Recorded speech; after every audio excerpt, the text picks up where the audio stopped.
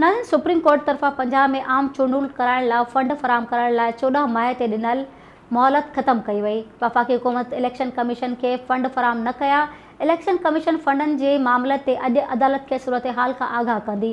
Supreme court जा जज chamber में इलेक्शन कमीशन जी रिपोर्ट जो जाइज़ो वठंदा ऐं उन जी बुनियाद ते नओं हुकुमनामो जारी थियण जो इम्कान आहे। यादि रहे त सुप्रीम कोर्ट पंजाब में आम चूंडूं कराइण लाइ वफ़ाक़ी हुकूमत खे 10 अप्रैल ताईं इलेक्शन कमीशन खे 21 अरब रुपया जारी करण जो हुकुम ॾिनो वियो हो। सुप्रीम कोर्ट चयो त फंड न मिलिया त रिपोर्ट जी बुनियाद ते हुकुम ॾींदो। सुप्रीम कोर्ट जे 13 रुकनी बेंच पंजाब में चूंडूं मुलतवी करण वारे इलेक्शन कमीशन जे फ़ैसिले खे कलंदंग करार ॾींदे चयो आहे त इहो ई फ़ैसिलो गैर-क़ानूनी ऐं गैर-आइनी आहे। पोलिंग 30 अप्रैल बदिरां 14 माह ते थींदी। ॿिए तरफ़ सूबाई असेंबलियुनि जूं चूंडूं हिक ई वक़्तु कराइण जी मंज़ूरी ॾेई छॾी आहे।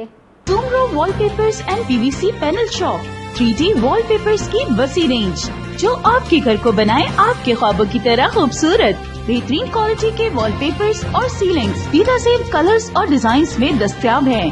हैदराबाद, लतीफाबाद, कासमाबाद, जामशोरो, मीरपुर खास के साथ सिंध के मुख्तलिफ शहरों में सर्विस मौजूद है।